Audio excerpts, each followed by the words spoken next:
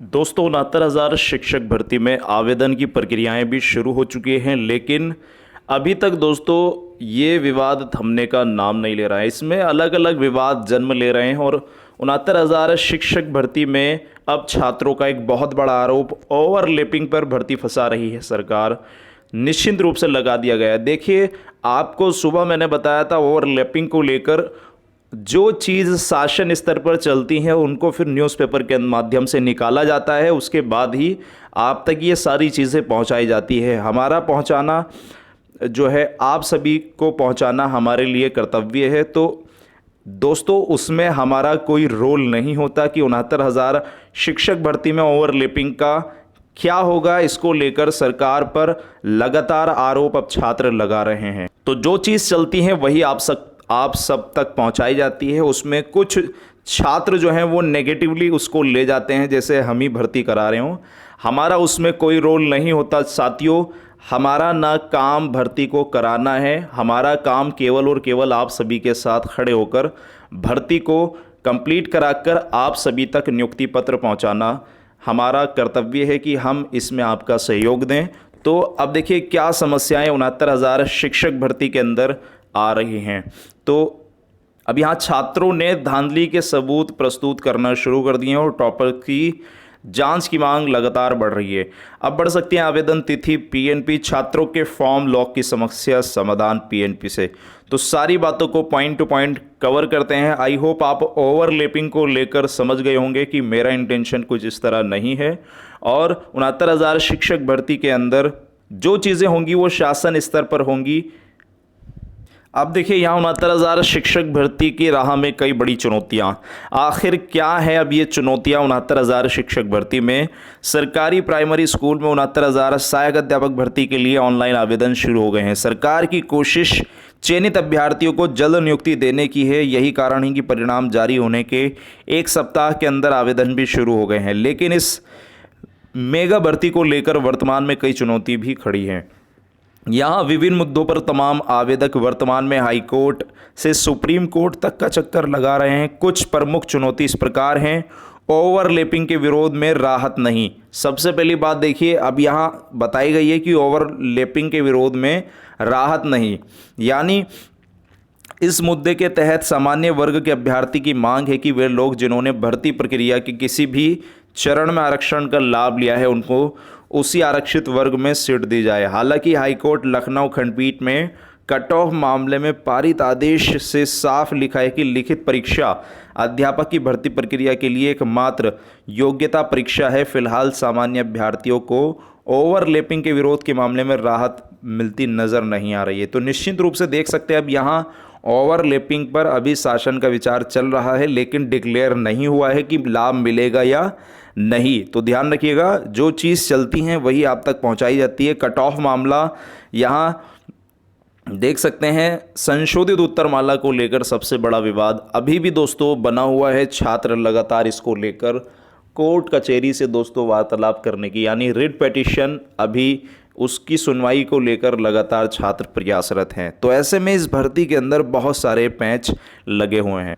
ऐसे ही जो छात्र चिंतित हैं कि हम बाहर होंगे या अंदर, क्योंकि उन्होंने बाद में उनकी मार्कशीट वगैरह आई, तो यहाँ देखिए क्लियरली यहाँ इस हाईकोर्ट के आदेश को भी मेंशन किया गया है, जिसके अंदर इलाहाबाद हाईकोर्ट के आदेश में कहा है कि किसी चयन प्रक्रिया में वंचित अहर्ता उसके आवेदन की अंतिम तिथि तक पूरी होनी चाहिए, ना कि चयन का शासनादेश जारी होने की तारीख तक। तो देख सकते हैं कितनी ज़्यादा समस्याएं इसमें बनी हुई हैं। और यहाँ छात्र ओवरलैपिंग पर सरकार पर इसी प्रकार के आरोप लगा रहे हैं कि सरकार इसको जानबूझकर इस तरह के कदम उठाकर भर्ती को कहीं ना कहीं कोर्ट कचहरी में दोबारा से फंसाना चाहती है। वहीं भर्ती धांधली के सबूत से चिंतित छात्र टॉपर की जांच। तो देखते हैं कौन से आखिर सबूत हैं।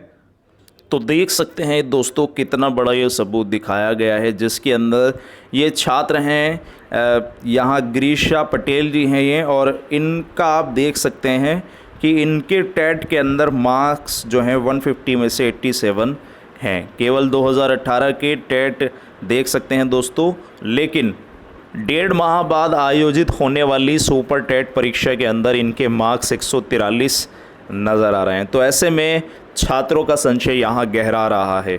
वहीं दोस्तों यहाँ इन छात्रा के जहाँ टेट के अंदर केवल 83 मार्क्स हैं 150 के अंदर, देख सकते हैं इन छात्रा का नाम भी यहाँ दिया गया है निश्चित रूप से।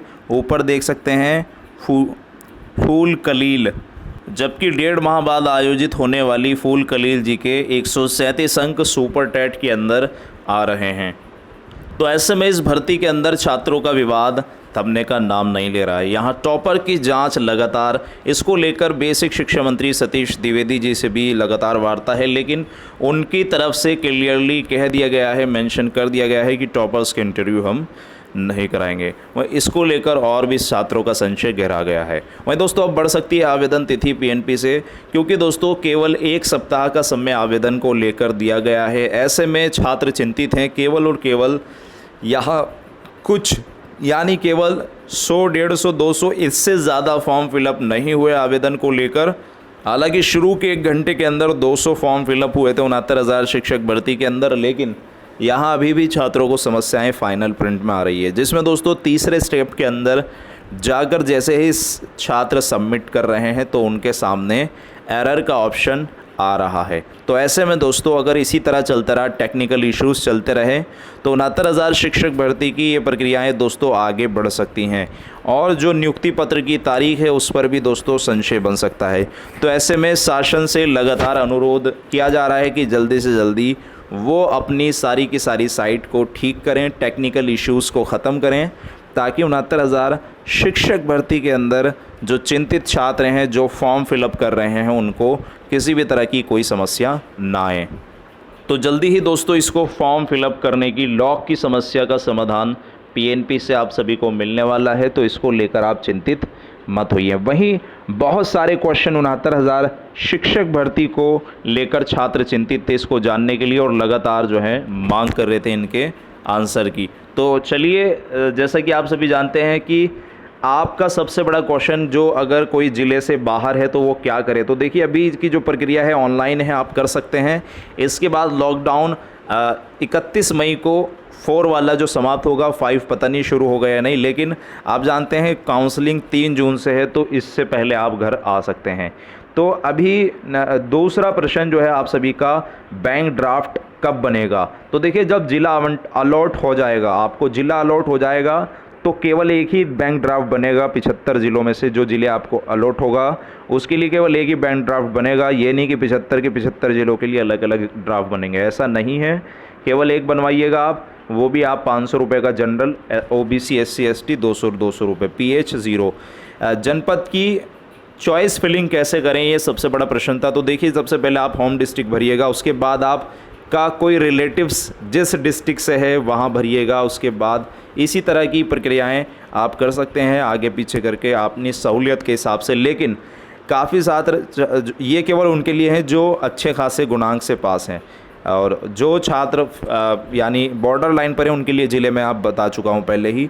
जो अगला क्वेश्चन है कि फॉर्म में जो मोबाइल नंबर का किस प्रकार से बदलाव करें। तो देखिए अभी तक ऐसा कोई विकल्प उपलब्ध नहीं है और हेल्पलाइन पर आप इसको लेकर शासन से मांग कीजिए और अनुरोध कीजिए, क्योंकि आज आपको इसकी समस्या का समाधान मिल सकता है।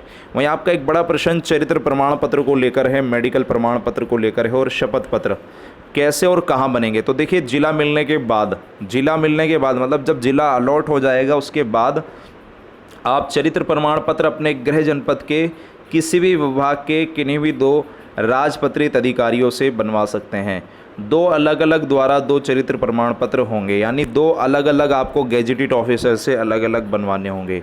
एक ही गेजेटेड ऑफिसर से 2 ना बनवाइएगा। वहीं दोस्तों ओरिजिनल डॉक्यूमेंट्स कहाँ और कैसे चेक करें। तो देखिए निश्चित रूप से ओरिजिनल डॉक्यूमेंट्स अगर आपके पास हैं तो ये आपके काउंसलिंग के अंदर चेक हो जाएंगे। एक बहुत बड़ा प्रश्न, क्या दूसरी लिस्ट आएगी। संभावना है कि लिस्ट में 69,000 के बाद के अभ्यर्थी सीटें रिक्त रहने पर चुने जाएंगे, निश्चित रूप से चुने जाएंगे।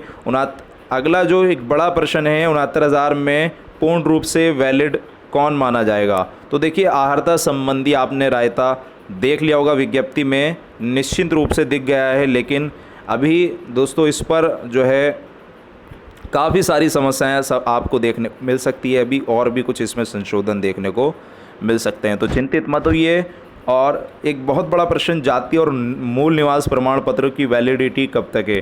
देखिए, जाति और मूल निवास प्रमाण पत्र प्रदेश का हो और उन इंटरनेट पर वैध प्रदर्शित हो रहा हो तो कोई समस्या नहीं आएगी, चाहे वो कभी कभी हो, क्योंकि हालांकि 5 साल पुराना आपका निवास होना चाहिए, लेकिन फिर भी अगर आपके पास नहीं हो पा रहा है इस तरह का तो एफिडेविट लगाकर इसी को कर लीजिए। एक बड़ा क्वेश्चन, शादीशुदा महिला अभ्यर्थी कौन सा निवास प्रमाण पत्र लगेगा। तो देखिए, जो भी आपका नया हो, वो चाहे आपका ससुराल का हो चाहे आपके पति का बना हुआ हो, वो आप लगाइएगा। अगर आपके ससुराल का है तो कोई दिक्कत नहीं है, आपके मायके का है तो भी कोई दिक्कत नहीं है, बस 5 साल के अंडर के होना चाहिए। वहीं दोस्तों एक बड़ा प्रश्न, यूपी टेट के अंक बढ़ाए गए, अब इसको लेकर क्या होगा। तो देखिए, यहाँ क्लियरली यूपी टेट के भले ही अंक बढ़ा दिए गए हों तो ऐसा ये शासन की तरफ से किया गया था, तो इसमें आप चिंतित मत होइए। 69,000 के अंदर दोस्तों आगे की रणनीतियाँ क्या होने वाली है आप सभी को क्लियर कर दिया जाएगा। तो निश्चित रूप से 69,000 शिक्षक भर्ती के अंदर आई होप आप सबके क्वेश्चंस के जवाब आप सभी को मिल गए होंगे।